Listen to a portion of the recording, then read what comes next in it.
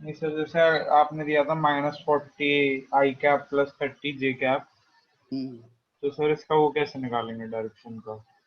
वो ट्रायंगल बना करके, जैसे देखो ये है ना, ये वाई एक्सिस है, ठीक है, ये एक्स एक्सिस है, राइट। तो इनको पहले रिप्रेजेंट करेंगे। तो -40 आई कैप क्या था, -40 आई कैप प्लस 30 जे कैप था। Yes sir. -40 आई कैप यानी एक्स का लूंगा, -40 यहाँ आ गया, और प्लस 30 मान लो ये यहाँ आ गया, तो ये वेक्टर हो गया मेरा, ठीक है। ये तो हो गया 30, ये सॉरी ये हो गया 40, और ये हो गया 30, यही ना भाई? Yes sir. ठीक है, तो आपको क्या बताना है, एंगल, राइट। Yes sir. हाँ, किसके साथ बताना है? Sir horizontal.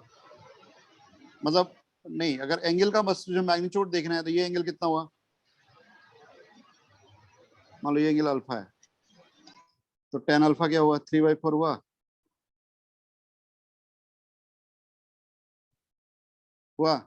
ज्योमेट्री से।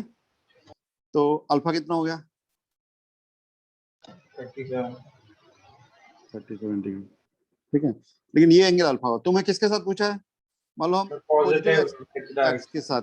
हाँ, अब ये बताओ, ये एंगल अगर 37 है तो ये कितना हुआ, 180 -37।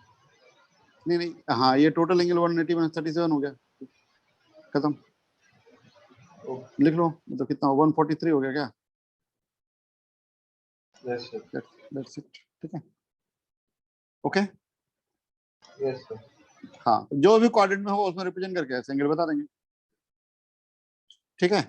दूसरा तरीका होता है tan थीटा का। किसी भी वेक्टर में tan थीटा क्या होता है, a/x। tan थीटा क्या होता है,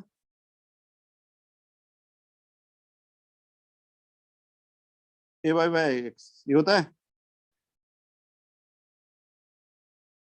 ना भाई? Yes sir. हाँ, या ay क्या है,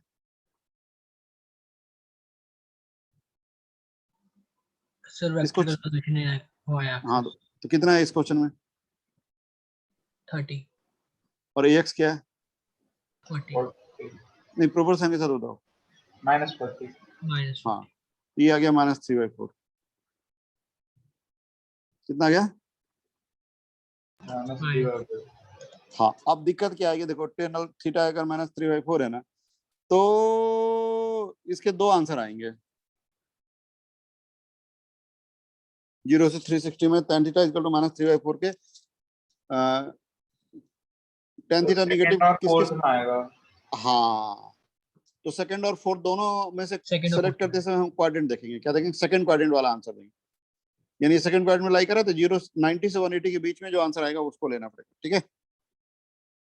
यस सर। तो ये थोड़ा लंबा काम हो जाता है, ठीक है, और ये सीधा दिख जाता है एकदम, तो क्वाड्रेंट में ज्योमेट्री ला के यूज किया। तो मैं तुम्हें सजेस्ट करूंगा ये वाला मत यूज करना, ये यूज करना, ठीक है, ओके।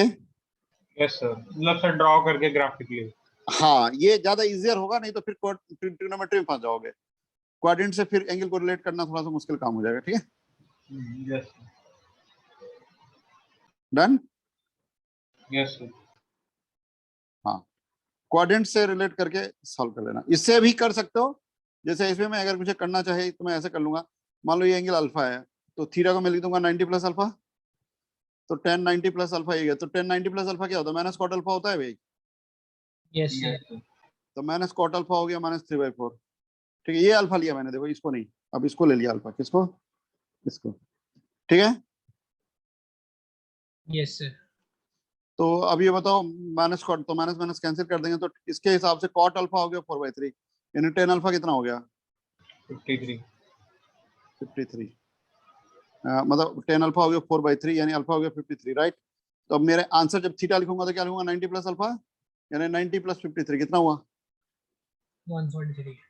हाँ। तो ऐसे भी हम कर सकते हैं, लेकिन ये थोड़ा लंबा काम होता है और इसमें बड़ा अलर्ट रहना पड़ता है। इसमें सीधा ज्योमेट्री से दिख ही रहा है हमको कौन सा क्वाड्रेंट में है और क्या एंगल दिखा, ठीक है। तो आई विल सजेस्ट यू कि जब भी तुमको एंगल निकालना है ना, ये मेथड यूज करना, ठीक है। यस ये वाला थोड़ा सा मैथमेटिकल है, अलर्ट भी ज्यादा रहना पड़ता है, और मेहनत भी ज्यादा करना पड़ता है सॉल्व में, ठीक है। सो इट्स बेटर, ठीक है, तो इसलिए मैंने यही फॉर्म बताया था तुम्हें, ठीक है। Yes sir. ओके ठीक है, चलो अब हम वापस अपने टॉपिक पे आ जाते हैं। देखो हमारा जो मेन काम था, मैं तुम्हें ये कह रहा था, रिजॉल्व हमने क्यों किया and what was the advantage and disadvantage of resolution, ठीक है। रिजोल्यूशन का सबसे बड़ा मतलब एडवांटेज ही एडवांटेज है, और सबसे बड़ा एडवांटेज ये है कि अगर हम रिजॉल्व करना जानते हैं तो कितने भी वेक्टर हो उनको ऐड करना हो सब्ट्रैक्ट करना हो हमारे आराम से हम कर पाएंगे, ठीक है। Yes sir. हाँ, तो अब इसको प्रैक्टिकली हम लगा के देखते हैं कैसे, मैं क्या बोल रहा हूँ, इसका क्या मतलब है, ठीक है।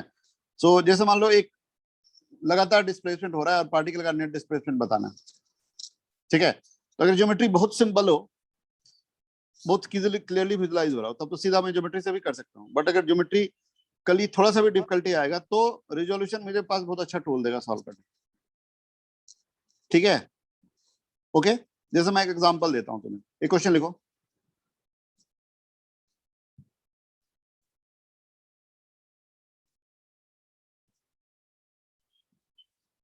ठीक है, लिखो a person walks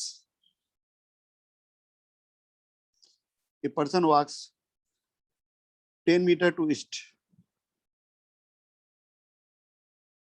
then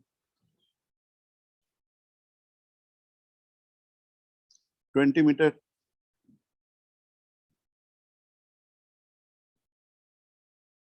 to north, then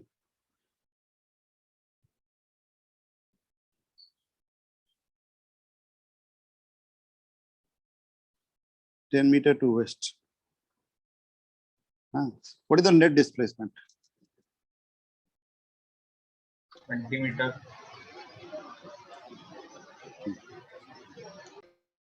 इसमें कौन बताएगा मुझे, रुक जाओ, let me ask you someone. Mansi आप बताओ, व्हाट इज द आंसर। पहले वो 10 मीटर ईस्ट गया, फिर 20 मीटर नॉर्थ गया, फिर 10 मीटर वेस्ट गया, कैसे किया आपने ये बताइए। सर कर रहे हैं?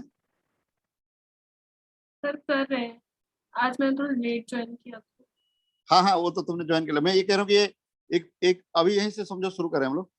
एक एक पर्सन ना पहले 10 मीटर ईस्ट गया, फिर 20 मीटर नॉर्थ गया, फिर 10 मीटर वेस्ट गया, तो टोटल डिस्प्लेसमेंट कितना हुआ। सर 10 मीटर नॉर्थ का। तुमने कैसे सोचा, मतलब क्या किया तुमने, ये बताओ, मैं ये जानना चाह रहा हूँ। एक सेकेंड सर, फिगर बना रही हूँ। हाँ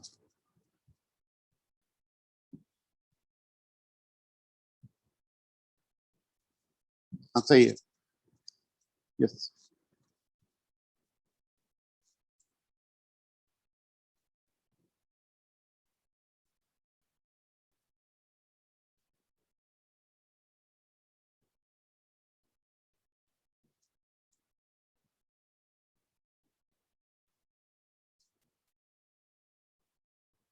क्लियर है, सही है। आगे सर मानसी, हाँ बोलो। सर फिगर तो बना रही हूँ। हाँ आ रहा है कुछ आंसर।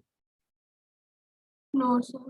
देखो इस क्वेश्चन को सॉल्व करने के लिए मान लो मुझे कोई वेक्टर का बहुत ज्यादा इन्फॉर्मेशन नहीं है तो भी मैं कर लूंगा, एक कॉमन इंटरप्रिटेशन से भी कर लूंगा। कैसे कर लूंगा, देखो मान लो मैं यहाँ से स्टार्ट करता हूँ, ठीक है, मान लो ये पॉइंट ओ से स्टार्ट किया मैंने, तो ये क्या कह रहे हैं, अब डायरेक्शन का सेंस ऐसे होता है ना, कॉमन में भी हम लोग जानते हैं कि नॉर्थ ऐसा लिखते हैं, जैसे मैप में देखें तो साउथ यूं होता है, ईस्ट यूं होता है, वेस्ट यूं होता है, याद है।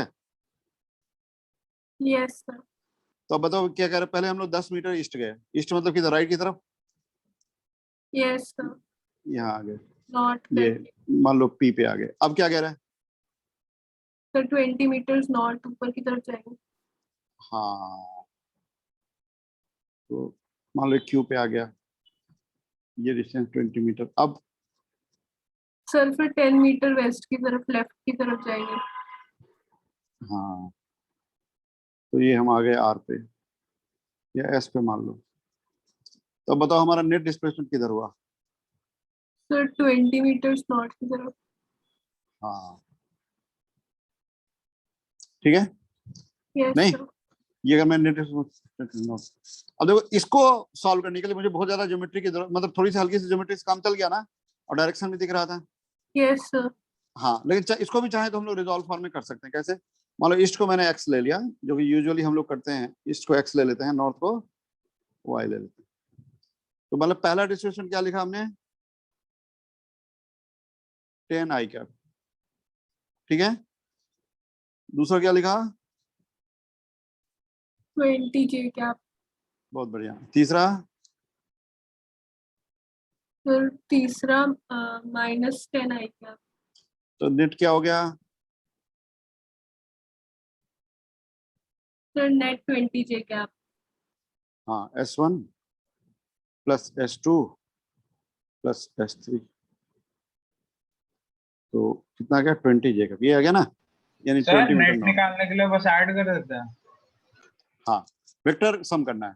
ऐड का मतलब वेक्टर सम करना है, तो वेक्टर सम ने किया यहाँ पे, ठीक है। नेट डिस्ट्रीब्यूशन मतलब ही क्या हुआ? लगातार डिस्ट्रीब्यूशन अगर हो रहा है, सारे डिस्ट्रीब्यूशन का वेक्टर एडिशन, ठीक है। नेट का Yes. मतलब हुआ all vector addition of all distribution, vector sum है, लेकिन ये ध्यान देना। अब चूंकि यहाँ पे प्लस है या माइनस, इसलिए कैंसिल आउट हो गया, तो 20 जे का बचा नहीं। तो अब देखो इस क्वेश्चन में मैं ये कहना चाह रहा हूँ कि इस क्वेश्चन में मान लो सिंपल ज्योमेट्री भी यूज करते तो भी बता रहे थे हम, और हमने अगर रिजोल्यूशन यूज किया तो भी बता दिया, तो हमको कोई बहुत खास फायदा तो नजर नहीं आ रहा है कुछ। मान लो कोई बंदा अगर नॉर्मल लॉजिक से ही करे तो भी कर सकता है ना भाई। यस सर, बट इसमें सर वो 90 डिग्री शार्प, उस पर अगर वो नॉर्थ वेस्ट हाँ, एंगल पे यही करता यही मेरा तो। कहना। यहाँ पे सारे डायरेक्शन बड़े सिंपल से थे, 90 डिग्री थे, मतलब यहीं पे अगर 30 डिग्री पर टर्न ले लेता, 40 डिग्री पर, सीधा ज्योमेट्री से मुझे देखना मुश्किल हो जाता, लेकिन वहां भी मैं रिजोल्यूशन यूज करके कर लेता, ठीक है। तो अगर मेरे पास एंगल्स इतने सिंपल ना होते तो भी ये मेथड मेरे बहुत काम आता, ठीक है। लेकिन तब ये ज्योमेट्री से सीधा बोलना मेरे लिए बहुत मुश्किल हो जाता। सारी बात समझे? तो Yes.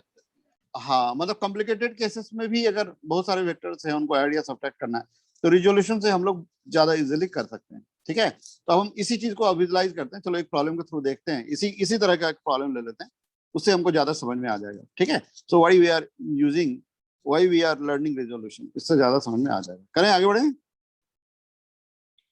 Yes, sir. Yes sir. ठीक है भाई, तो लेट अस मूव अहेड, ठीक है। तो चलो एक क्वेश्चन करते हैं, लिखो,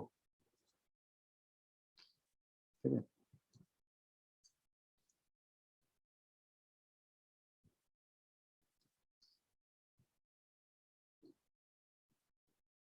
लिख रहे हैं? हाँ लिखिए। Yes, सर एक sir. बार रिपीट कर दीजिए प्लीज। हाँ, स्टार्ट करें अभी, ठीक है। A person moves 20 metre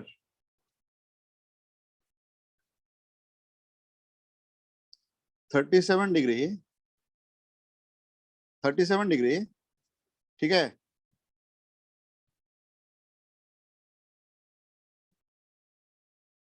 north, 37 degree north of east,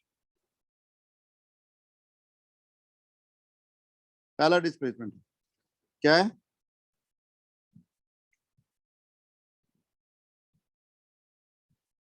ठीक है। हाँ, एम आई सर ऑडिबल? एक बार, सर नहीं मेरा थोड़ा नेट का इशू आ गया सर, एक बार प्लीज ये क्वेश्चन शुरू हाँ, बस शुरू ही कर रहा हूँ, देखो। A person moves 20 metre 37 degree north of east,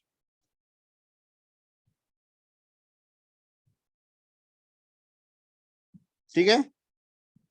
yes a person moves 20 metre 37 degree north of east, ठीक है, ठीक है। यस हाँ, then he takes a turn of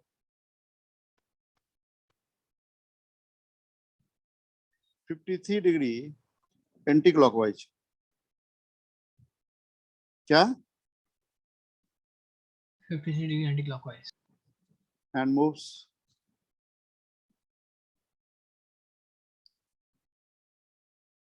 10 metre, ठीक है।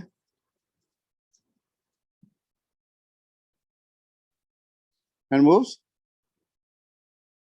10 मीटर। हाँ, ठीक है, okay. Again takes a turn of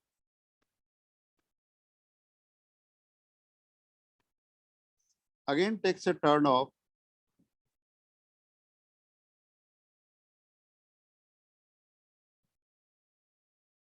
37 degree clockwise. ठीक है भाई, and moves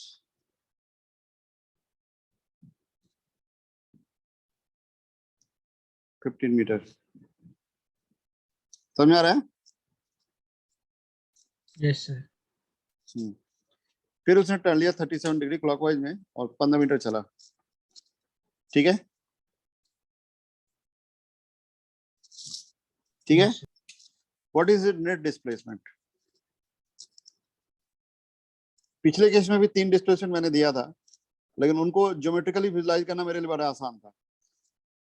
अभी तुमको समझ में आ जाएगा कि why we are learning resolution. पहले ये 10-20 मीटर चला 37 degree north of east, then 53 degree anticlockwise turn लेके 10 मीटर चला, फिर उसके बाद 37 डिग्री का क्लॉकवाइज टर्न लिया और 15 मीटर चला। 3 डिस्प्लेसमेंट दिया हुआ है मैंने, ठीक है, और नेट डिस्प्लेसमेंट बताना है।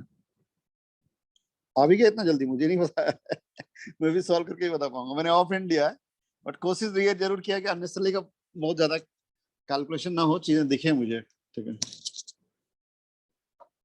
सर, ये खुद ट्राई करना है या आप बता रहे हो पहले? नहीं नहीं, आपको करना है भाई, आपको करना है, फिर मैं बताऊंगा। ठीक है, बेसिकली आइडिया ये है ना कि इस चीज को मुझे बार बार लगाने की जरूरत पड़ेगी, तो एक बार समझ में आना मुझे जरूरत। मतलब वाई क्वेश्चन कॉन्सेप्चुअली देखें तो जो पिछला क्वेश्चन है वही है, लेकिन इस क्वेश्चन में रिजोल्यूशन का इंपॉर्टेंस तुमको ज्यादा समझ में आ जाएगा, क्योंकि पिछले क्वेश्चन को बिना हम लोग रिजोल्यूशन के भी सिर्फ सिंपल ज्योमेट्री से भी कर सकते थे, लेकिन इस क्वेश्चन को सिंपल ज्योमेट्री से करना थोड़ा मुश्किल है।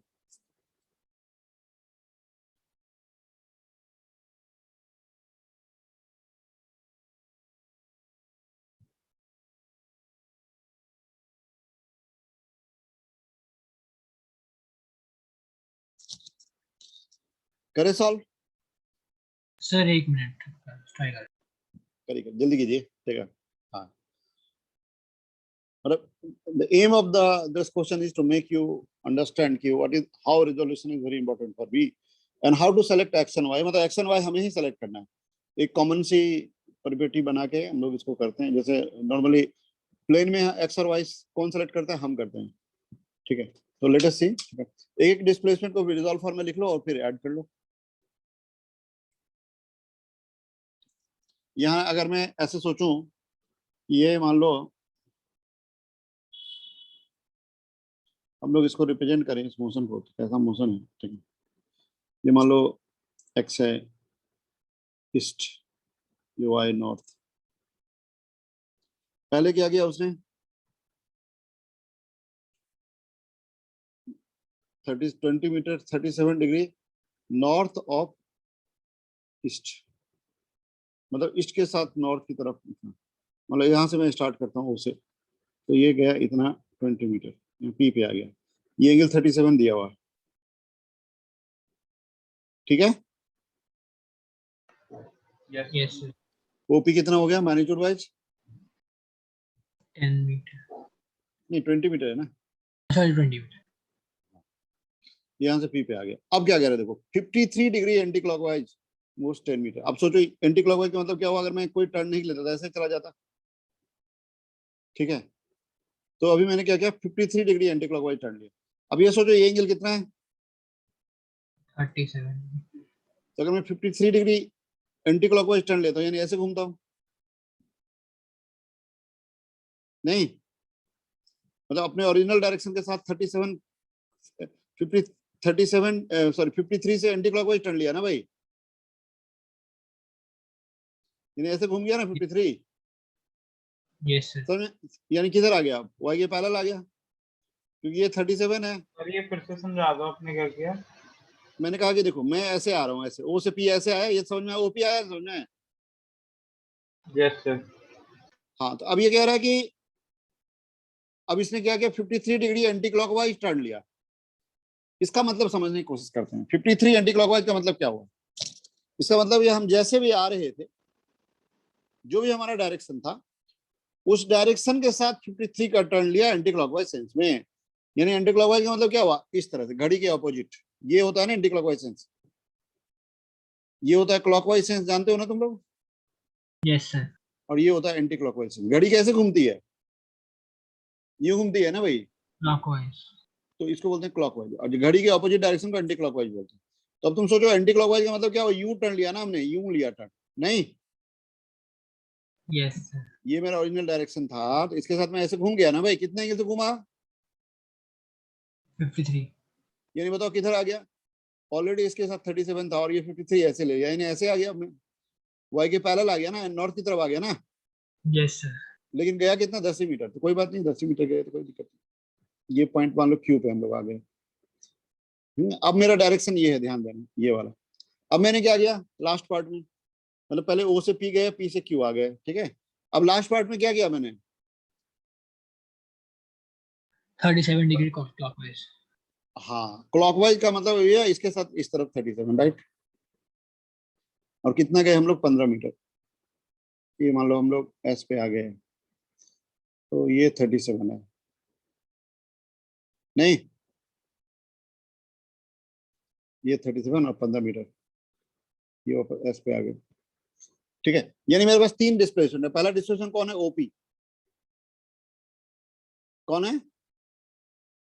दूसरा पी क्यू और तीसरा क्यू एस, है ना। Yes sir. तो अब इनको मुझे सॉल्व करना है। कैसे करें? रिजॉल्व फॉर्म में लिख दें तो ऐड करना आसान हो जाएगा। मेरे पास सारे आई कैप एक साथ, तो लिखे रिजॉल्व फॉर्म में। Yes sir. तो मुझे ये बताओ, सबसे पहला वेक्टर क्या है रिजॉल्व फॉर्म में? S1 क्या है?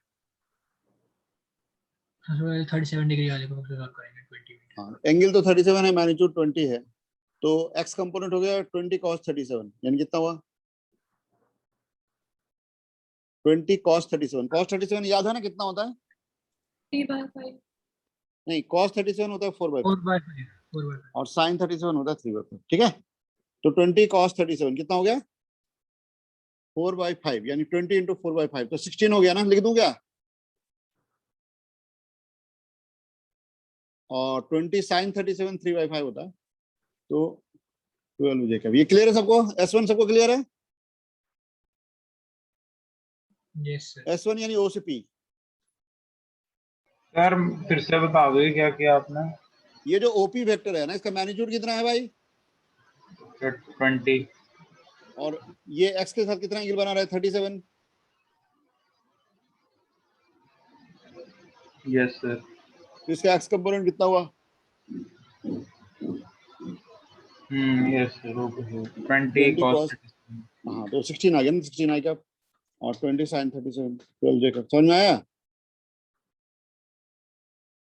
Yes sir. इसी तरह से अब सेकंड वेक्टर बताओ, PQ, S2 नाम दिया उसको, वो क्या है? 10 आ गया। 10। 10 जी गैप सॉरी। हाँ, इसके साथ एक एडवांटेज ये आ गया कि PQ पैरेलल टू Y है, तो खाली जेकब आएगा, नहीं। Yes sir. हाँ, अब तीसरे पे आ जाते हैं। तीसरा कौन है? QS। इसको लिखो रिजॉल्व फॉर्म में, ये क्या बन रहा है?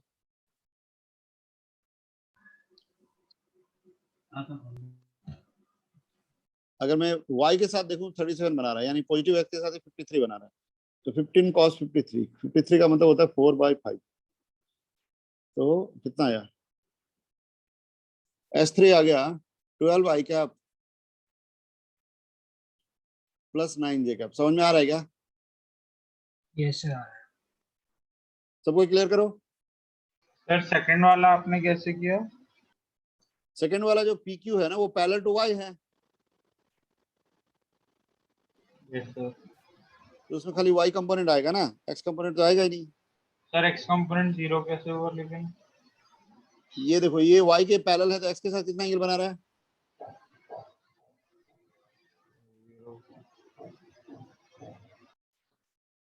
कोई भी चीज अगर y के पैरेलल है तो x के साथ कितना एंगल बना रहा है? 0। y के पैरेलल है तो x के साथ कितना एंगल बना रहा है? 90। अरे x के परपेंडिकुलर हुआ ना भाई, हाँ सर 90। तो cos 90 क्या होगा? x कंपोनेंट में cos 90 लिखेंगे ना तो 0 हो जाएगा ना, यस सर। और y में लिखेंगे तो sin 91 हो जाएगा। तो जो भी बचेगा y कंपोनेंट ही तो बचेगा। क्या नहीं क्लियर हुआ? नहीं सर क्लियर है। क्लियर है? Yes sir. हाँ, क्यों? क्लियर है? अब क्या करें बताओ? तो ये हो गया S1 हो गया, S2 हो गया। अब S3 बताओ, S3 क्लियर हुआ तुमको?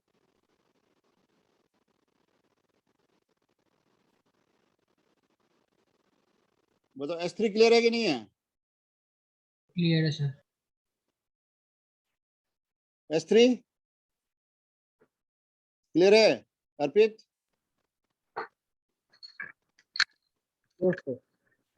हाँ सर S3 कैसे किया आपने? हाँ, वही तो मैं पूछ रहा हूँ, क्लियर है? मुझे बताओ S3 यानी QS का X के साथ क्या एंगल है?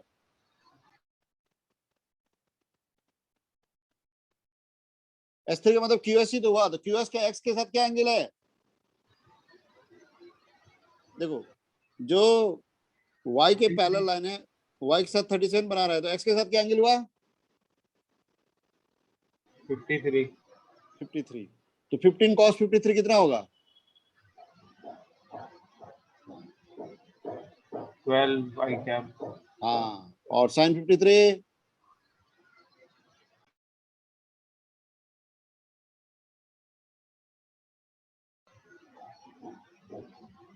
ऋषिक? Sir sin 53 4/5। अरे cos 53 4/5 होता है ना, sin 53 तो ओ सॉरी सॉरी सॉरी सॉरी, हाँ नहीं ठीक है, sin 53 होता है। अच्छा, कुछ गड़बड़ी हो रही है तुमको। cos 53 3/5 होता है, तो 15 इंटू 3/5 यानी ये मैंने उल्टा लिख दिया भाई तुमको, ये उल्टा लिख दिया, गलत लिख दिया। एक मिनट, ये होगा मेरा,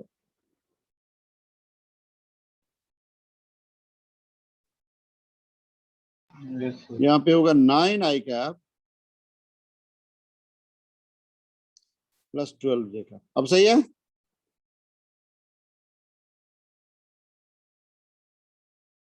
ठीक है, डन। सर 9 आई कैप क्यों होगा? देखो ऐसे, सर ये वो तो एक मिनट, ये 10। एंगल कितना है ये बता। सर ये एंगल है 53 डिग्री। हाँ, तो एक्स कंपोनेंट कितना हुआ? एक्स कंपोनेंट हो गया 10 cos 53। अरे 15 cos 53 ना, 15 है अभी। अच्छा सर 15। हाँ, ओके सर, मैंने वो 10 ले लिया। ओके। नहीं नहीं 15 है ना लास्ट एक्सप्रेशन का मैग्नीट्यूड, देखो दिया था यहाँ पे। यस सर, वो गलत हो गया। ठीक है, तो 9 i का प्लस, दिस क्लियर है ना? Yes sir. ठीक है, अब बताओ नेट कैसे निकालें? तीनों ऐड कर देना। ऐड कर दो, तो क्या आ गया?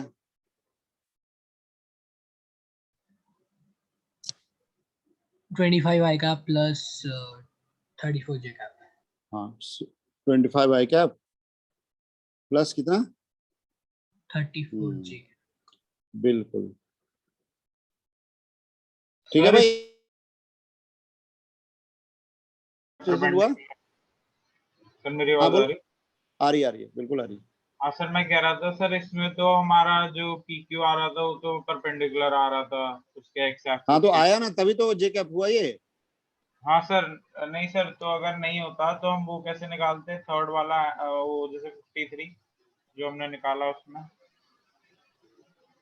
मतलब सर मान लो सर अगर PQ नहीं होता अरे तो पैरेलल। नहीं होता, पहले तो कोई ना कोई डायरेक्शन तो होता, उस डायरेक्शन के साथ एंगल देखना पड़ता है। फिर तो अरे कैसे करते हैं? क्यों, वो ज्योमेट्री से देखते हैं ना एंगल। जैसे यहाँ कैसे देखा हमने कि परपेंडिकुलर हो गया PQ, OP से PQ परपेंडिकुलर हुआ, कैसे देखा? ज्योमेट्री लगाया ना वहां पे, यस सर। वैसे ही देखते हैं। नहीं सर, तो जैसे इसमें कैसे निकालते हैं? अरे OP एक्स के साथ क्या एंगल बना रहा है? 37 बना रहा है ना। Yes sir. और फिर हमने 53 का टर्न लिया तो पैरेलल आ गया ना Y के। हाँ सर। अगर मान लो ये 53 नहीं लेता, मान लो 37 ही लेता, तो 37 प्लस 37 74 हो जाता ना एक्स के साथ एंगल। Yes sir. फिर वो जो भी डायरेक्शन होता है उसके साथ कोई ना कोई एंगल तो दिया होता ना हमको। हाँ सर, मतलब सर अगर ये दिया होता फिर से 37 तो। हाँ, तो फिर 74 प्लस 37 कर लेते हम लोग, तो 90 के ऊपर कितना आ जाता है? फिर ड्रॉ करके बता दो एक बार। देखो कहने का मतलब क्या है, ये ओपी से पीक्यू किसने निकाला है?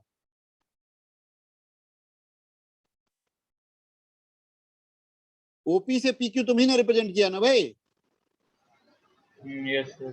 पहले से तो मुझे पता नहीं था कि वो पैरेलल आएगा वाई हाँ के, सर, हाँ सर। लेकिन आया ना पैरेलल। Yes sir. मान लो अगर पैरेलल नहीं आता तो क्या होता, कुछ ज्यादा एंगल बनाता है, कुछ कम एंगल बनाता है, तो उस एंगल को रिप्रेजेंट करते हैं ना हम। हाँ सर। तो वैसे ही करते हैं। सर बट वैल्यू कैसे निकालते? मान लो अगर ये जैसे 53 की जगह पे हम लोग 63 कर देते, ये वाला एंगल 53 नहीं होकर 63 होता, तो क्या हो जाता, टोटल एंगल कितना हो जाता? सर हाँ, 100 हो जाता। 100, यानी 90 + 10 हो जाता है। Yes sir. ये जो मेरा दूसरा वेक्टर होता है कुछ ऐसे आ जाता, ये एंगल 10 डिग्री हो जाता, 10 डिग्री हो जाता ना एंगल भाई। Yes sir. बस, तो यहाँ जाते हम लोग, फिर उसको रिजॉल्व करके लिख लेते हैं, एक्स निगेटिव आ जाता, वाई पॉजिटिव आ जाता, सेकंड क्वाड्रेंट में हो जाता ना ये। और और सर ये फिर देखो, फर्दर 37 हम ड्रॉ करते। हाँ फिर हम 37 ड्रॉ करते, इसके साथ 37 ड्रॉ करते हैं इस तरफ। तो ये मान लो y है, y के साथ ऑलरेडी हम 10 बना रहे हैं, इधर करते तो ये इधर y के साथ इस तरफ 27 आ जाता। Yes sir. और फिर एंगल कैसे निकालते हम? अरे एंगल ये ही तो बता रहे हैं, 37 में से 10 चला गया तो 27 बचा ना y के साथ, ठीक है। Yes sir. और फिर x के साथ अगर पूछते तो 90 - 27 हो जाता, तो फिर हम cos थीटा sin थीटा लगा के लिख देते वैल्यू, ठीक है। अब 27 तो कोई पॉपुलर वैल्यू है नहीं, उसको देखने के लिए फिर मुझे टेबल की जरूरत पड़ती। आ रही बात समझ में? सर हाँ सर सर आप इस ऐसे ही क्वेश्चन एक और करवा सकते हैं ऐसे। हाँ बिल्कुल करवाते हैं। पहले ये वाला क्लियर हो गया। Yes sir. हाँ, यानी एडवांटेज क्या है इसको समझने की कोशिश करो। What why we are learning resolution is कि हमको अगर डिफरेंट वेक्टर्स को ऐड करना है, ठीक है, जिसके अलग अलग टाइप से डायरेक्शंस दिए जाए, तो हम लोग क्या करें, उनको रिजोल्व फॉर्म में लेके एक साथ ऐड कर लेंगे। नहीं, अदरवाइज ये हमारे लिए कठिन काम हो जाता ना। क्या, जैसे इसी क्वेश्चन में ये 3 डिस्प्लेसमेंट को अगर बिना रिजोल्यूशन के ऐड करें तो मुश्किल हो जाता ना हमारे लिए। Yes sir. हाँ, तो यही एडवांटेज है रिजोल्यूशन का कि आपके पास कितने भी वेक्टर्स हो आप कर लेंगे आराम से। हालांकि ये अच्छा खासा लेवल था प्रॉब्लम का। चलो एक क्वेश्चन और ले लूं। सर एक ऐसा बता दो जिसमें ये वो ना हो रहा पैरेलल। अरे तो इसी को पैरेलल मत करो ना, मैं करा देता हूँ। चलो एक क्वेश्चन करो, कोई भी पैरेलल नहीं लूंगा इसमें। चलो ठीक करो, ठीक है। तुमको लग रहा है ये पैरेलल आ गया तो मुझे बहुत सुविधा हो गई, नहीं तो मुझे फंस जाता। नहीं, यस सर, उसमें मतलब कंफ्यूजन है कैसे निकालेंगे, तो वो क्लियर हो जाएगा। आप ऐसे क्वेश्चन दे दो। चलो एक क्वेश्चन और कर लो। चलो ठीक है, लिखो देखो नेक्स्ट क्वेश्चन, ठीक है, लिखो। लिख रहे हो? Yes sir. हाँ हाँ लिखिए। ए पर्सन मूव्स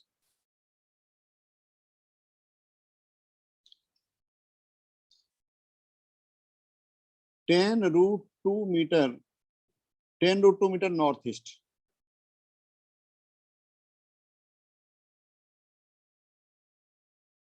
कितना? 10√2 मीटर नॉर्थ ईस्ट। हाँ ठीक है भाई। Yes sir.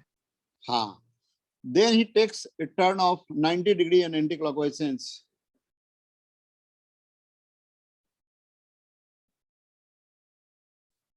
ठीक है, and moves 20√2 मीटर। कितना मूव किया? 20√2 मीटर। ठीक है भाई, समझ में आ रहा है? Yes sir.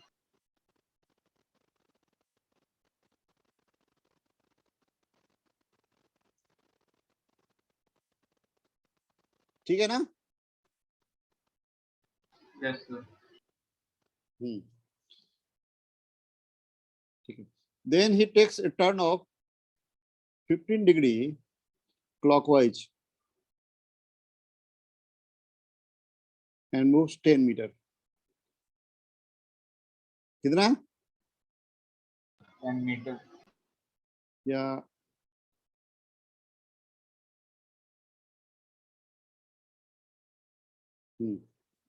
ठीक है भाई। Yes sir. ठीक है, यही है। ठीक है, तो आप बताइए what is the net displacement. पहले 10√2 मीटर नॉर्थ ईस्ट गया। नॉर्थ ईस्ट का मतलब क्या हुआ? 45 डिग्री। हाँ बिल्कुल, मतलब नॉर्थ और ईस्ट दोनों से इक्वली इंक्लाइन। फिर 90 डिग्री एंटी क्लॉकवाइज घूम गया और 20√2 मीटर चला गया। फिर 15 डिग्री क्लॉकवाइज घूमा और 10 मीटर चला। ठीक है, आपको बताना है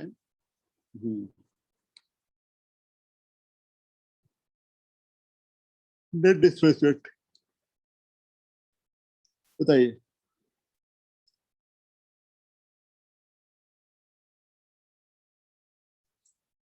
बताइए, ये थोड़ा एक्स्ट्रा प्रैक्टिस के लिए दे दिया मैंने। ठीक है, और लेकिन जल्दी जल्दी करो तब ना आगे बढ़ पाएंगे, नहीं तो इसी में लगे रह जाएंगे फिर।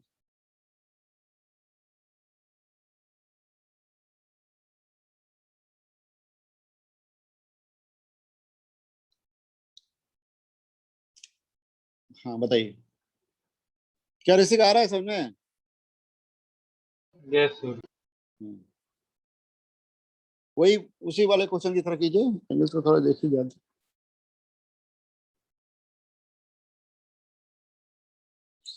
एक से दूसरे को रिलेट करना पड़ेगा तुम्हारे में, ज्योमेट्रिकली रिप्रेजेंट करके। ठीक है ना, वो तुम्हारा काम रहेगा।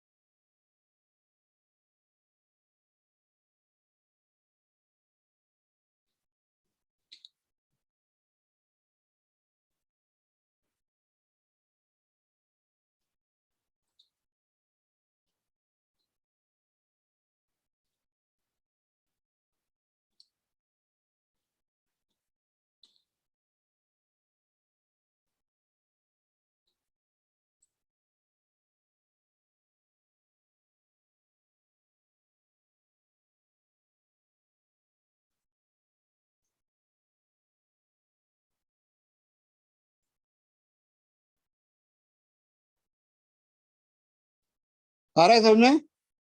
Yes sir. यस सर, होने वाला है एकदम।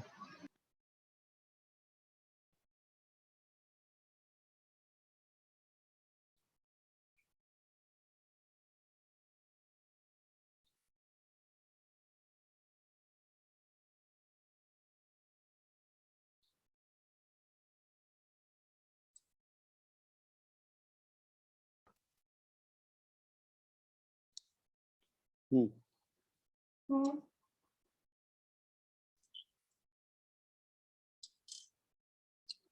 करो रिप्रेजेंट। देखो, यहाँ पे जो पहला वेक्टर है मेरा, सर एक मिनट सर, एक मिनट। हाँ 5 - 5 आई कैप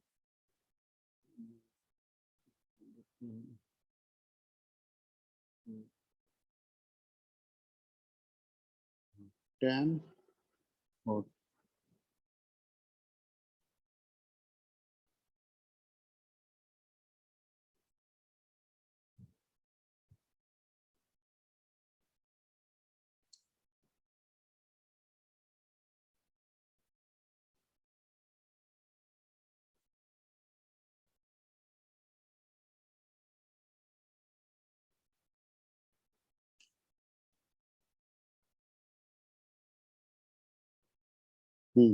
क्या आंसर दिया तुमने? -5 i कैप। ठीक है, सही है। और इधर हो गया 20, मतलब ये 20 और ये 30 + 5 30। हाँ बिल्कुल सही, बहुत बढ़िया, वेरी गुड, बिल्कुल। मतलब जो मेरा आंसर है वो है -5 i cap net displacement plus 30 plus कितना? 5√3 जी कैप। हाँ बहुत बढ़िया, वेरी गुड। समझ में आया ये बात? Yes sir. अब मुझे सॉल्व करने की जरूरत तो नहीं है, सबको क्लियर है ये? हाँ, तो बहुत बढ़िया। ये क्वेश्चन ये रिफ्लेक्ट कर रहा है कि तुम लोग को आ गया ये करना। कितना कॉम्प्लिकेटेड केस भी होगा तो कर लोगे, ठीक है।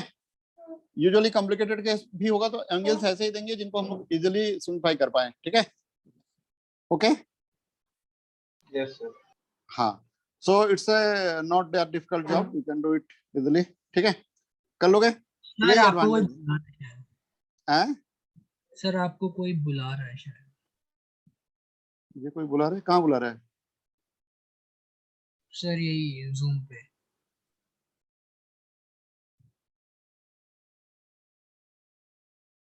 जूम पे बुला रहा है? सर मतलब कोई सर सर बोल रहा था। अच्छा अच्छा, कोई कुछ बोल रहे हो? हेलो, किसी कुछ पूछना है? आगे बढ़े।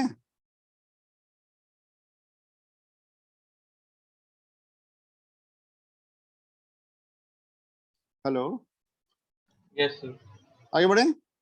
Yes sir. ओके, सो हाँ, ओके, तो इस तरह से मैं अब ये मान के चलूंगा कि ऐसे क्वेश्चन अगर आएंगे तो तुम कर लोगे, राइट? यस ठीक सर। है, और ये एडवांटेज है हमारा।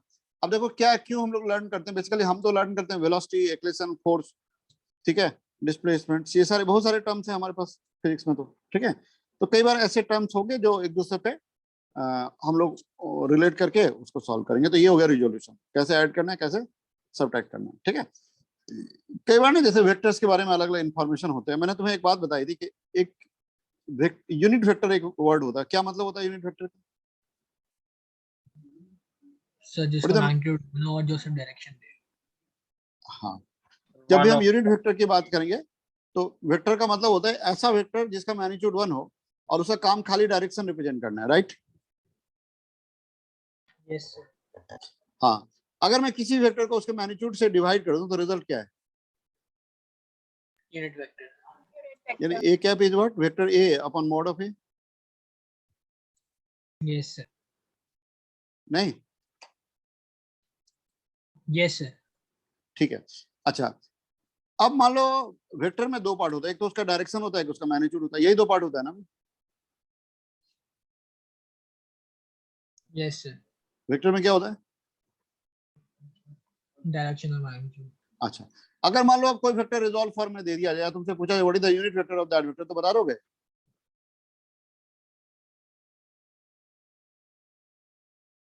सर कोई आपने क्या बोला सर, रिपीट करने के बाद। कोई भी वेक्टर दे दिया जाए, तुमसे कहा जाए उसका यूनिट वेक्टर फाइंड करो, बता दोगे? सर मतलब जैसे रिजॉल्व फॉर्म है या फिर उस वेक्टर को एक बना के फिर उसका यूनिट वेक्टर निकालना है। नहीं, जैसे मान लो कोई वेक्टर ए है, वो दिया हुआ हमको, ठीक है, ओके, ऐसे दिया हुआ 3 i cap plus 4 j cap, कोई दिक्कत? No sir. तो what is the unit vector of vector A? Sir is divided by Yeah, it's magnitude cap that is plus 4j cap √5। root. हाँ बताओ। सर यही 3i + 4j upon √5 3 upon हाँ 5 sorry ठीक, upon 4j 5। cap upon 5. हाँ बिल्कुल सही। A cap is what? A upon mod of A, तो mod of A तो 5 हो गया ना भाई। तो हमारा हो गया आंसर क्या? 0.6 i cap plus 0.8 j cap, right? ये हो गया। Yes sir. सर 5 कैसे हुआ मॉड ऑफ है? तुम बताओ वेक्टर क्या दिया है? अच्छा हाँ ठीक है सर, ठीक है। हाँ, यानी इसका जो x कंपोनेंट है वो 3 है, y कंपोनेंट 4 है, तो √x² प्लस a² कर देंगे ना। Yes sir yes. ये आ गया है क्या? समझ में आया? यानी कहने का मतलब ये है कि अगर मेरे को कोई भी वेक्टर दिया जाए, if I am given any of the vector, and I am asked to find the unit vector, can I find? Yes sir. हाँ, कोई वेक्टर दे दिया जाएगा तो उसका यूनिट वेक्टर नंबर आराम से निकालेंगे, अगर उसका मैग्नीट्यूड निकाल के हम लोग निकालेंगे. यानी if I am given a vector in resolved form, I can easily find its unit vector, right? Yes sir. And I can also easily find its magnitude. Yes sir. ठीक है, चलो अब यहाँ पे मैं एक क्वेश्चन तुमसे पूछता हूँ, ठीक है, जिसमें थोड़ा सा एप्लीकेशन लगाते हैं, चीजों को लर्न करते हैं थोड़ा. ये है हमारा वेक्टर ए दिया हुआ, वेक्टर बी भी दिया हुआ.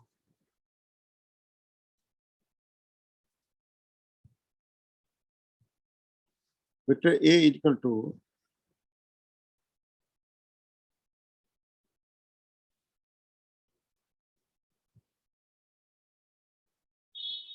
Three i cap plus 4 j cap, ठीक है, and vector b equal to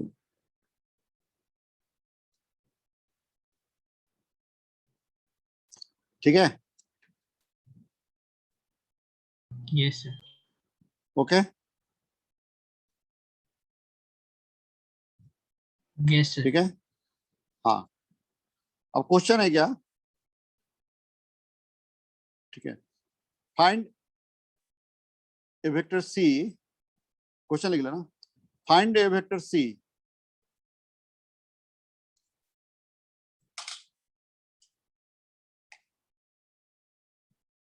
find a vector c, लिख रहे हो ना? Yes sir. हाँ, find a vector c whose magnitude is equal to that of a plus b.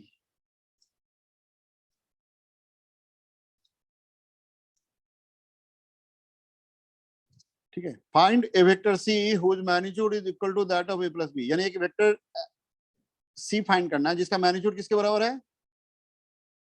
Sir a Magnitude plus of b के magnitude के बराबर है, ए plus B के बराबर है? नहीं, whose magnitude is equal to that of magnitude of a plus b. a plus b magnitude को तो मैग्नीट्यूड के बराबर ही होना पड़ेगा ना भाई.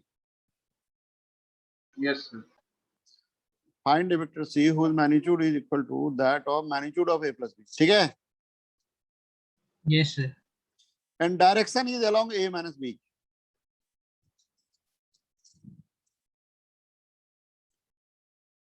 ठीक है, and direction is along a minus b, यानी इस वेक्टर का जो डायरेक्शन है वो a minus b के डायरेक्शन के अलॉन्ग है.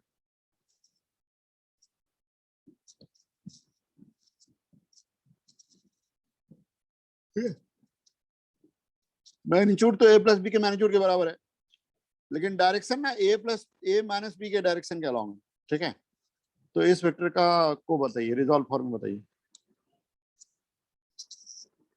मतलब सी को फाइंड करना है आपको, रिजॉल्व फॉर्म. ठीक है, सी का मैग्नीट्यूड तो a प्लस b के मैग्नीट्यूड के बराबर है, लेकिन सी का जो डायरेक्शन है वो a माइनस b के अलॉन्ग है.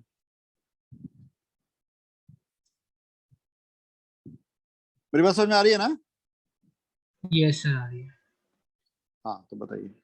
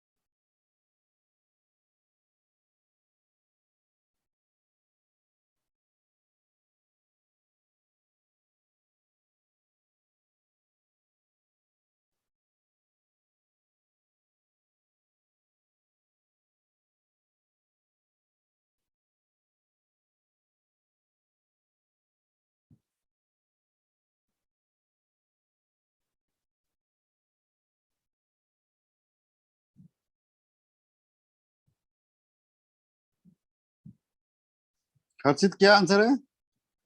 Minus I plus j. Minus I plus J. हाँ, सही लग रहा है. नहीं नहीं, अरे ये तो खाली डायरेक्शन पार्ट हुआ ना, मैग्नीट्यूड से मल्टीप्लाई तो करोगे. हाँ yes sir, sorry वो मैं भूल गया.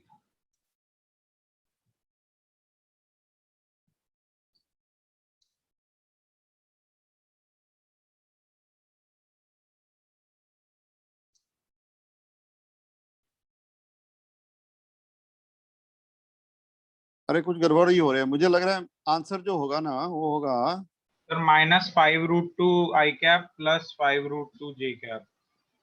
नहीं, मेरे हिसाब से -7 i का प्लस 7 j कैप होगा। यस सर भैया। ठीक है, देखो इसको जरा ऐसे सोचो, मान लो एक वेक्टर p है a प्लस बी, ठीक है, तो क्या हो गया, ये p क्या हो गया, a प्लस बी कर देंगे तो क्या होगा 7 i cap plus 7 j cap, कोई दिक्कत नहीं। दूसरा वेक्टर q है, मान लो a माइनस बी, ये क्या आ गया माइनस i कैप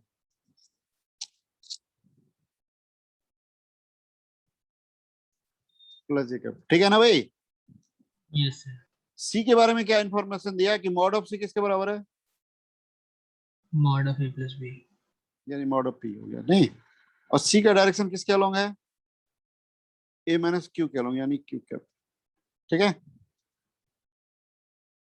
यानी Yes, वेक्टर sir. c की बात करेंगे तो वेक्टर c क्या हुआ, मॉड ऑफ c कैप, यही हुआ ना, तो मैं लिखूंगा mod of p into q cap, यही है,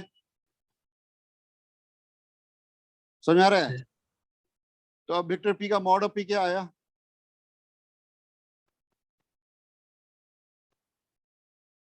सेवन रूट टू आया ना, Yes, sir.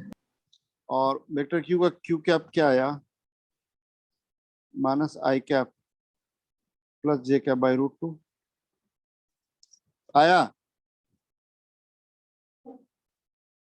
Yes sir. तो बस डॉट कर दो 7 रूट 2 दिस, मेरा आंसर जो है फाइनली आ गया -7 i cap plus 7 j cap, ठीक है, दिस इज माय आंसर। समझ में आया। Yes, sir. Yes sir. हाँ, यानी कई बार ऐसा होगा कि क्वेश्चन में मैग्नीट्यूड पार्ट का इंफॉर्मेशन अलग से और डायरेक्शन पार्ट का इंफॉर्मेशन अलग से दे दिया जाएगा, तो कोई घबराने की बात नहीं है, हम आराम से अलग अलग पार्ट को विजुलाइज करके उनको रिलेट भी कर सकते हैं, है कि नहीं। Yes, sir. ठीक है, तो कई बार ऐसा होता है कि क्वेश्चन में जो मैग्नीट्यूड पार्ट होता है, डायरेक्शन पार्ट होता है, उनके इन्फॉर्मेशन अलग अलग तरीके से दे दिए जाते हैं, फिर उनको जरूरत पड़ने पे हम लोग सिंप्लीफाई करके एक साथ कंबाइन कर सकते हैं, कर लेंगे भाई। Yes, sir. हाँ, और सॉल्व कर लेंगे, तो ये आ गया मेरा -7 i क्या प्लस 7 j, ठीक है, डन।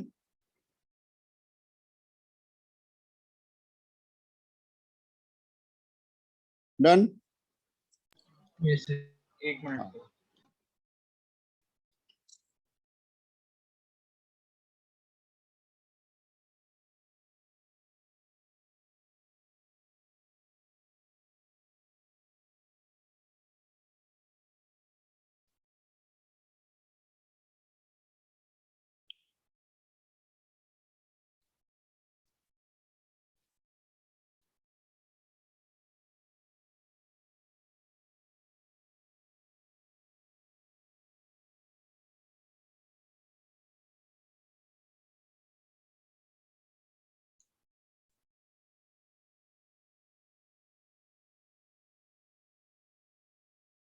ठीक है, यस सर।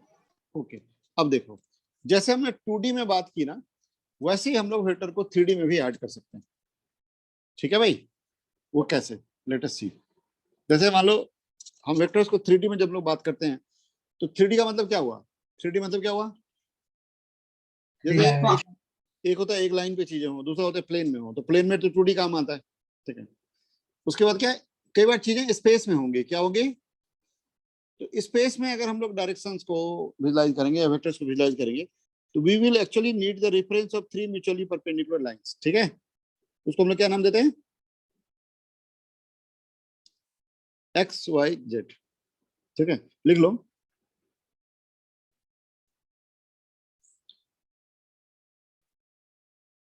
सर आप कुछ ड्रॉ कर रहे हैं क्या? हाँ, अभी दिखाओ। लिखो, टू विजुलाइज, या अभी रुक जाओ, एक मिनट रुक जाओ, हाँ अभी एक मिनट रुक जाना बस, पहले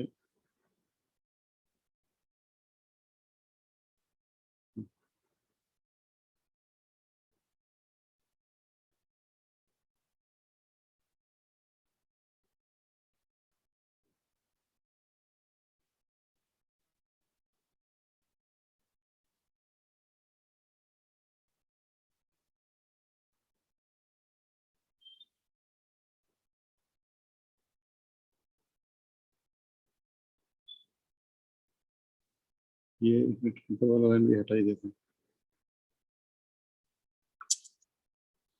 हो गया।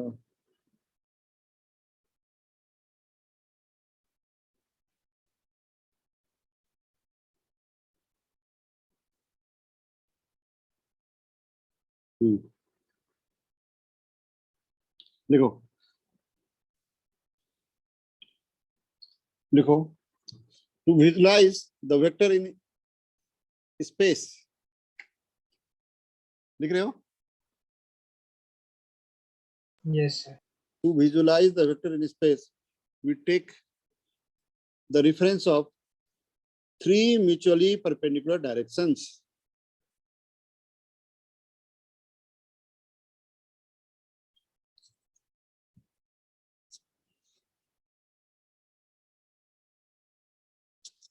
ठीक है? Conventionally named as क्या? XYZ axis. हाँ, conventionally named as X, Y,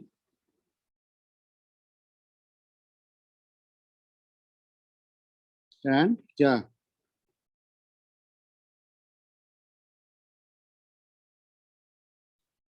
Z axis. ठीक है? दिख रहा है? ये तीनों आपस में म्यूचुअली परपेंडिकुलर हैं, यानी एक्स वाई के परपेंडिकुलर है, वाई जेड के परपेंडिकुलर है।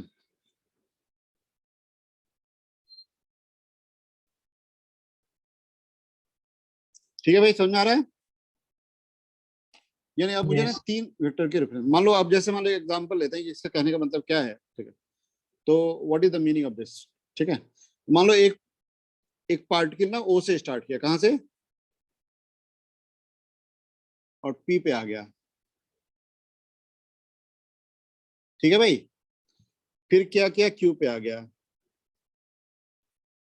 और फिर कहां आ गया, आर पे आ गया।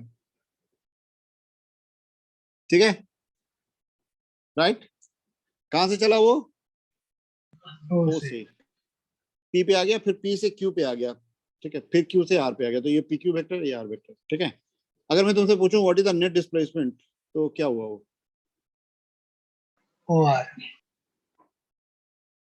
ठीक है भाई, तो नेट डिस्प्लेसमेंट को अगर मैं एस कहूं,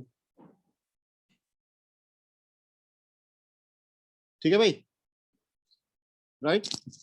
Yes, sir. और ऐसे कुछ है, ये लेंथ मान लो एल है, यानी इस क्यूबाइड का लेंथ है एल, विड्थ मान लो बी है।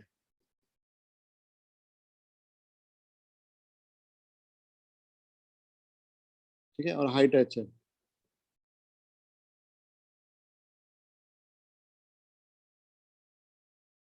ठीक है, ओके, तो can you Yes, sir. Write the net displacement in resolve form, या displacement of the particle in resolve form में लिख सकते हो क्या? OP vector Yes. Plus P Q vector plus Q R vector, ऐसा लिख सकते हैं क्या? Yes sir. ओपी किसके अलॉन्ग है? X axis. एक्स के अलॉन्ग यूनिट वेक्टर कैसे रिप्रेजेंट करते हैं बताओ? I cap. और वाई के अलॉन्ग को J. जे कैप। ठीक है, और जेड के अलॉन्ग को के कैप, राइट? Yes. तो अब बताइए हमारा जो एस है वो कैसा है? एक्स के अलॉन्ग कितना गया, एल, तो क्या मैं लिख सकता हूँ OP is L I cap, P Q is what, B J cap, और Q R is what, H K cap. समझ में आया? Okay, Yes, sir. यानी अगर वेक्टर 3D में होगा तो उसको हम जब रिजॉल्व फॉर्म में लिखेंगे तो उसमें 3 यूनिट वेक्टर आएंगे। 2D में आई कैप और जे कैप आता था ना भाई, हाँ सर. तो आई कैप और जे कैप तो आएगा ही, साथ ही साथ क्या आएगा? K cap भी आएगा. हाँ, तो जब भी आप एक वेक्टर को 3D में रिजॉल्व करेंगे तो उसमें आई कैप जे कैप तो आएगा ही, और के कैप भी आ जाएगा। ठीक है, ओके, अब ये जो ज्योमेट्री बना के मैंने समझाया है, क्या तुम उसको यूज करके बता सकते हो कि अगर मुझे इस वेक्टर का मैग्नीट्यूड लिखना है तो कैसे लिखेंगे? यानी एस जो कि OR है उसका मैग्नीट्यूड क्या होगा यहाँ रूट पे? Of l square plus b square plus h square. हाँ, तो तुम चाहो तो ऐसे सोच सकते हो, OQ जो है वो OP और PQ का रिजल्टेंट है ना? OQ क्या है? ओपी और ओक्यू का रिजल्टेंट। OP और PQ का रिजल्टेंट, यानी मैं OQ को ऐसे लिख सकता हूँ भाई यहाँ पे,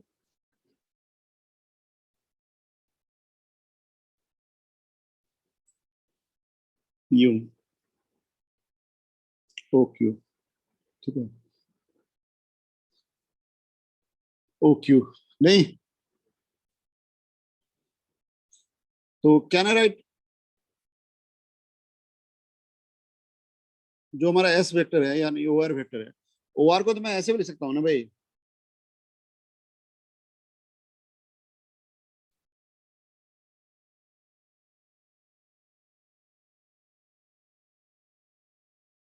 ऐसे लिख सकता हूँ,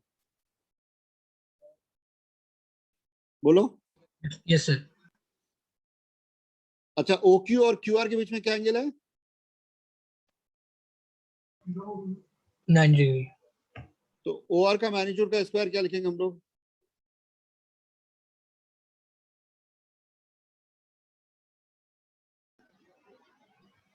ऐसे लिख सकते हैं? यस हाँ, सर। अच्छा अच्छा, OP OQ जो है वो खुद किसका रिजल्टेंट है? ओपी और ओक्यू, ओपी और पीक्यू का।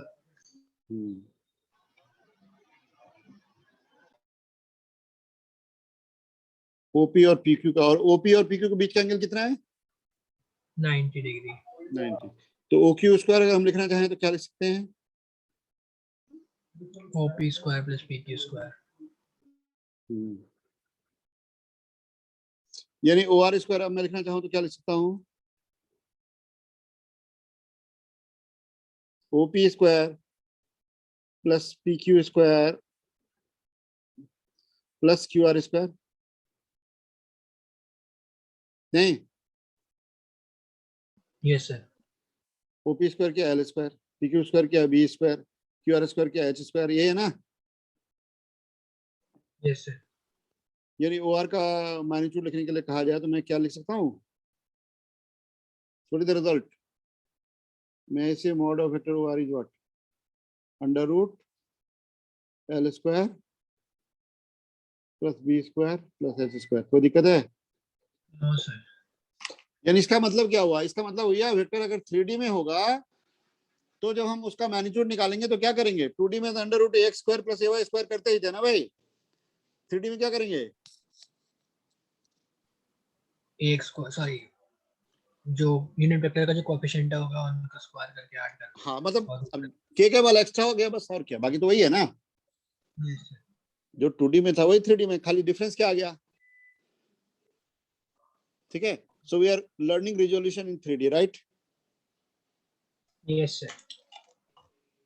ठीक है, तो जो 2D में था वही 3D में भी है, खाली डिफरेंस कितना आ गया? यहाँ के कैप का भी रोल आ गया, यानी जब हम रिप्रेजेंट करेंगे तो आई कैप जे कैप तो होगा ही, साथ ही के कैप भी होगा। Is that clear to everyone? Yes sir. ठीक है भाई, कोई डाउट है तो पूछो बीच बीच में। हर्षित क्लियर है? ऋषिक, यस सर।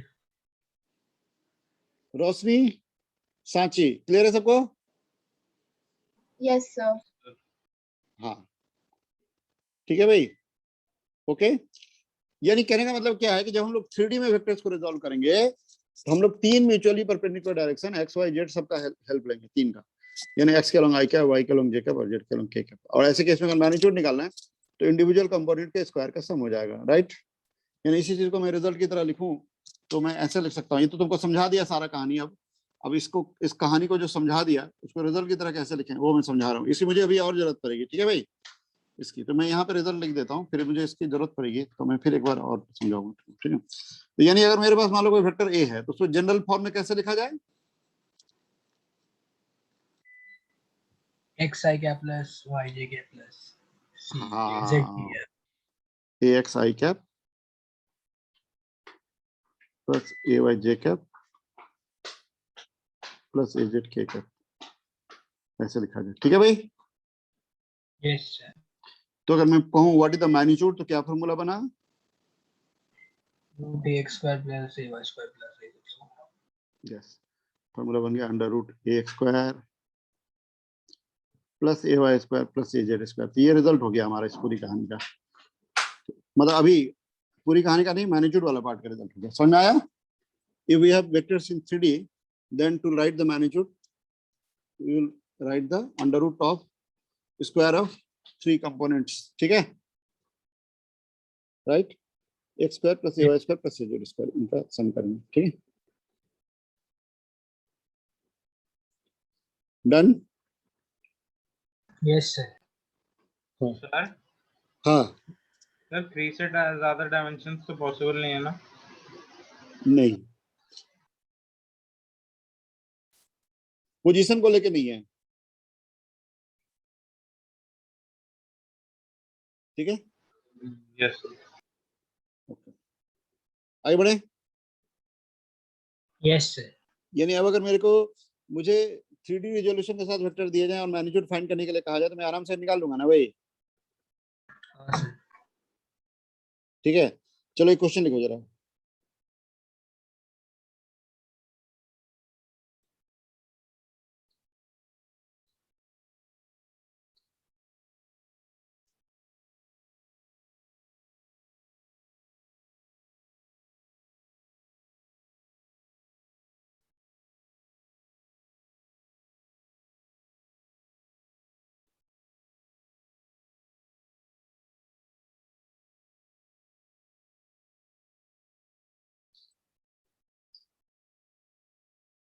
चलो अभी एक क्वेश्चन करने से पहले एक और कॉन्सेप्ट कर ही लेते हैं।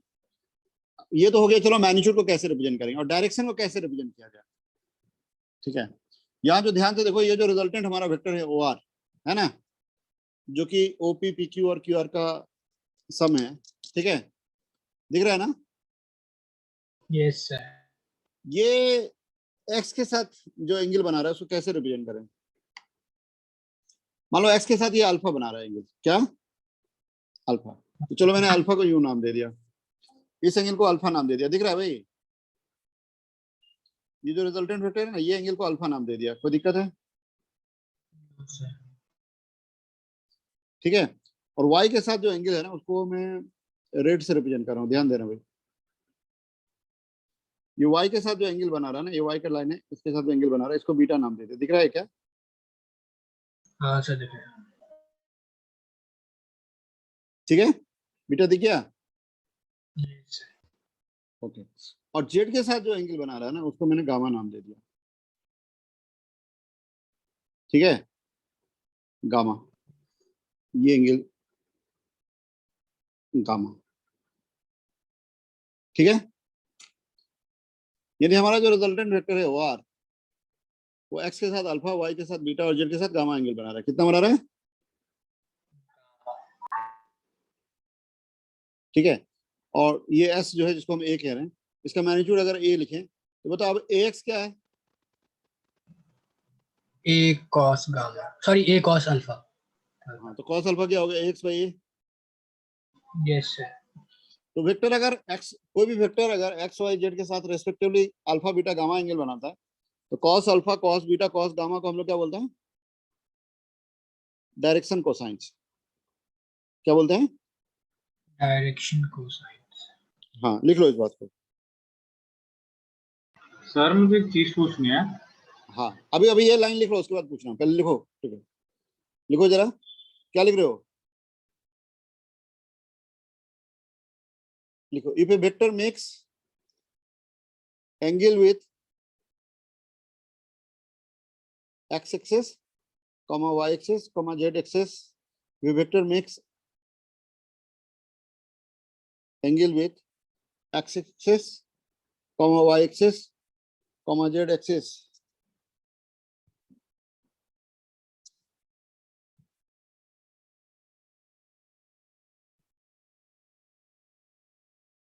Respectively alpha, beta, gamma. Respectively alpha, beta,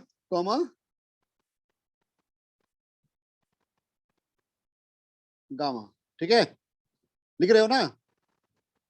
ji sir. Alpha comma beta comma gamma, then cos alpha, cos beta, cos gamma are called direction cosines. Then cos alpha, cos beta, cos gamma are called direction cosines. ठीक है? Yes sir. हाँ हाँ भाई, अब बताओ ऋषिक।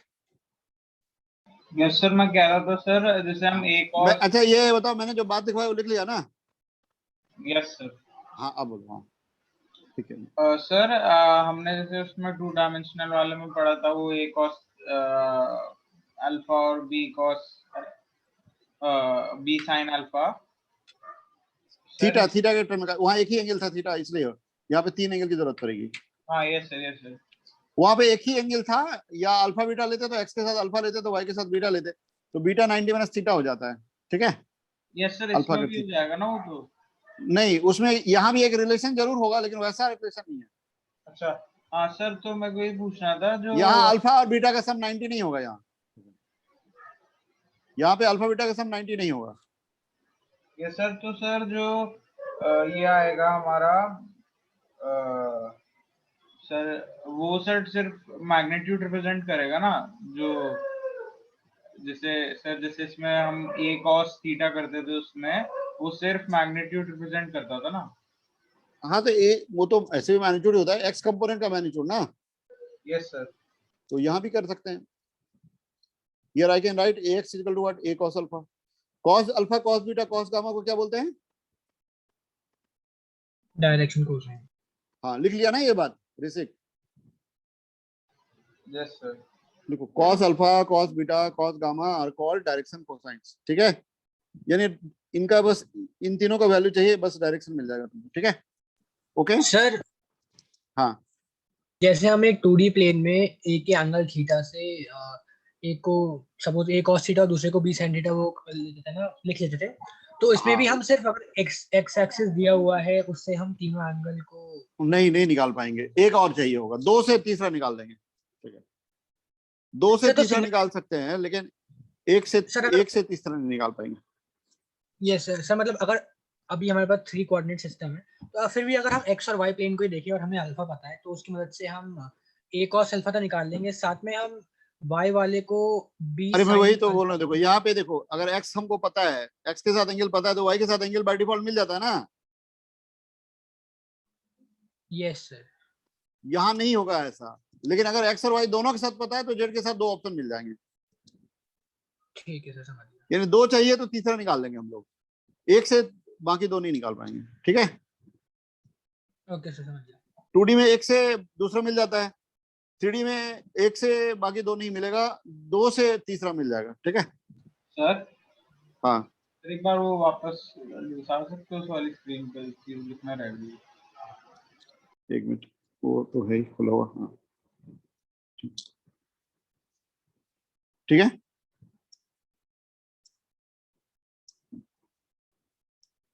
वो आगे बढ़ू? Yes yes. देखो ये अब इस अभी जो बात बोलने जा रहा हूँ, ध्यान सुना तुम लोग की आधी क्वेरी यहीं पे खत्म हो जाएगी। ठीक है? अच्छा ये बताओ cos अल्फा क्या हुआ?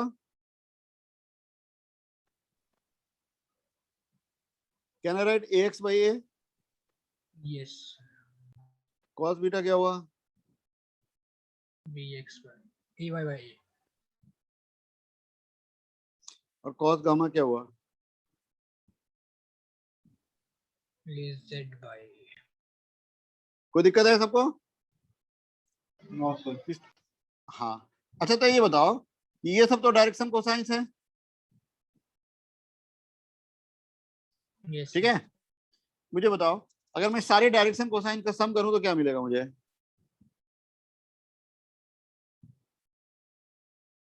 वन।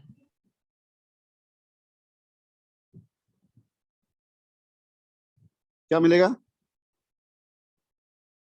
1। हाँ मतलब तुम चाहो तो ऐसे लिख सकते हो ना,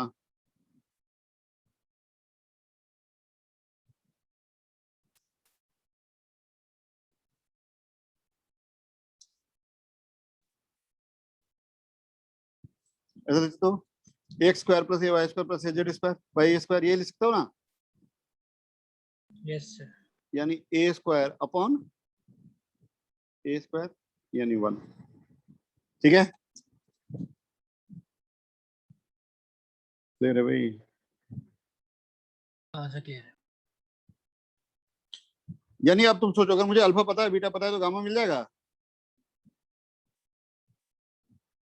यस सर। अल्फा पता हो बीटा पता हो तो गामा मिल जाएगा। मिल जाएगा। ठीक है, Yes. so if I know alpha, if I know beta, I will write gamma। ठीक है, यस सर। और sum of the squares of direction cosine जो होता है ना, वो कितना होता है? 1। हाँ ठीक है। अच्छा ये बताओ, एक क्वेश्चन बताओ मुझे,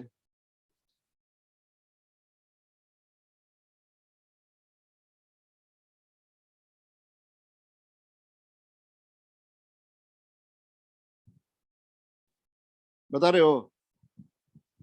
Yes, sir. Yes sir. If, एक क्वेश्चन बताओ, if alpha equal to, alpha दिया हुआ 37, बीटा दिया हुआ 53, ठीक है, तो गामा बताओ। अल्फा अगर 37 और बीटा 53 है तो गामा क्या होगा? 90.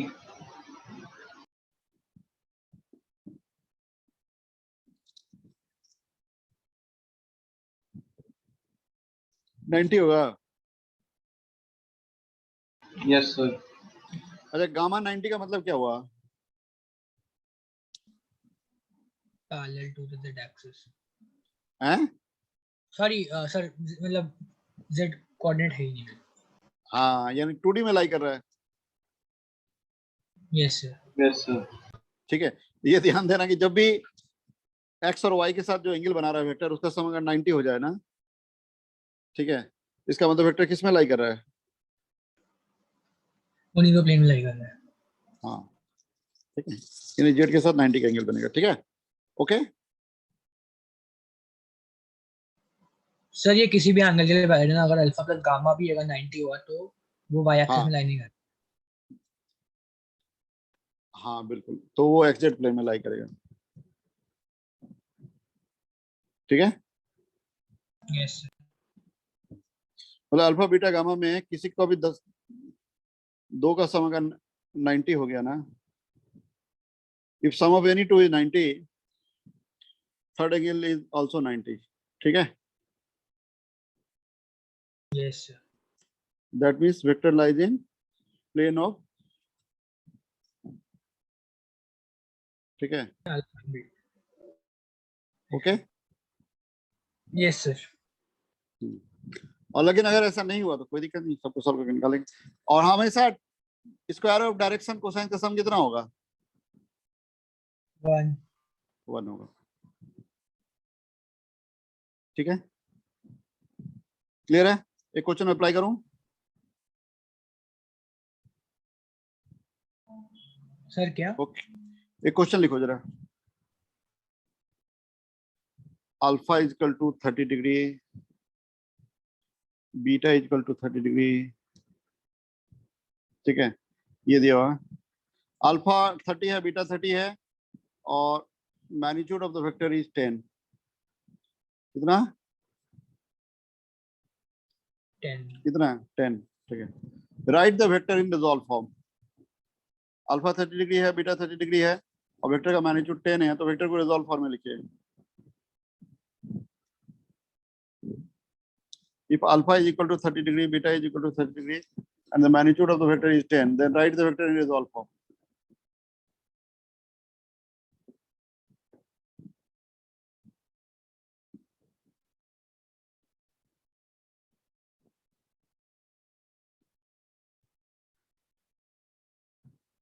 ठीक है भाई, लिखिए रिजॉल्व फॉर्म में लिखिए वेक्टर।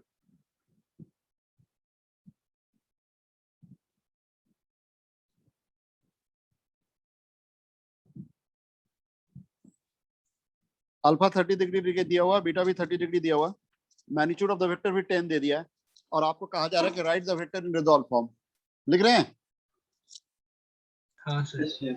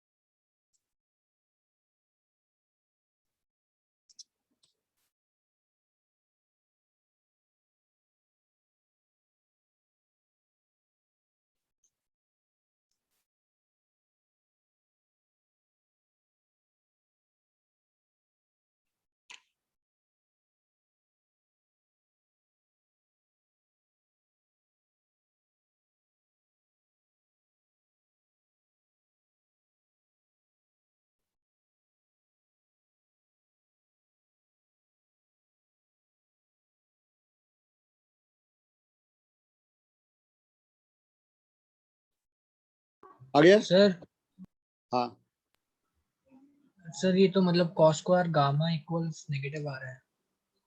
यानी प्लस माइनस दोनों आएगा ना, नेगेटिव में। cos 30 कितना होता है? √3/2।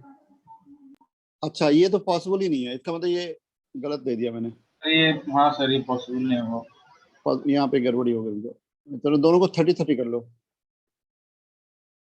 60-60 कर लो, ये 30 Okay. पॉसिबल ही नहीं होगा भाई। Yes, sir, 60 पॉसिबल है। हाँ, क्योंकि sum of the squares of the direction cosines हमेशा 1 से कम ही होंगे, और तीनों का सम 1 के हमेशा बराबर होगा। 2 का सम हमेशा 1 से कम होगा, या 1 अगर हो गया तो इसका मतलब तीसरा जो है वो 0 हो जाएगा। 60 एक्चुअली लेना था मुझे, 60। अब बताओ, 60 है और 8 10, अब बताओ।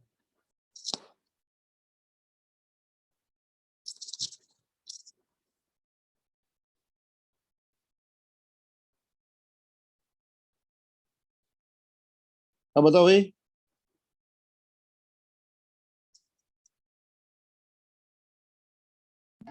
सर इसका आएगा 5 cap plus 5 j cap plus 10/√2 j cap. हाँ, तो आंसर 2 होगा। देखो, cos स्क्वायर गामा जो है ना, वो आ रहा है तुम्हारा कितना, 1/2 आ रहा है ना। Yes sir.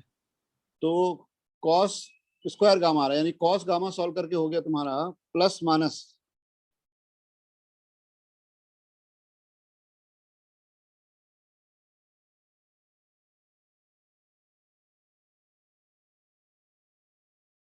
है ना।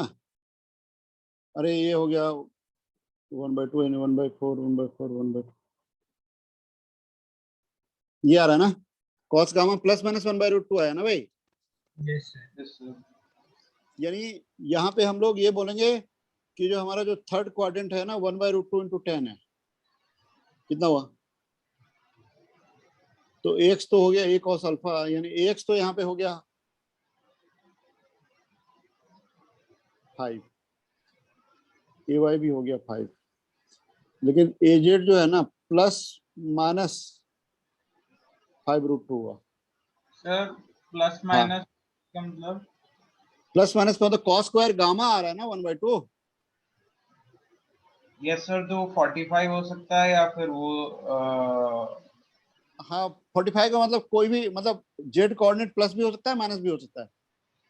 जेड कोऑर्डिनेट के बारे में मतलब 45 किधर भी हो सकता है, ठीक है ना भाई। हाँ ठीक है सर, ठीक है। माइनस जेड के साथ भी 45 हो सकता है, ठीक है। Yes sir. समझ में आ रहा है? Yes sir. तो अब मेरा आंसर आ गया क्या,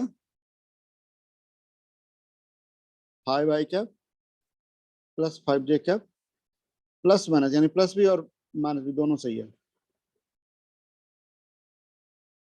ठीक है भाई। ये हो गया वेक्टर में। Okay, done. समझ में आया?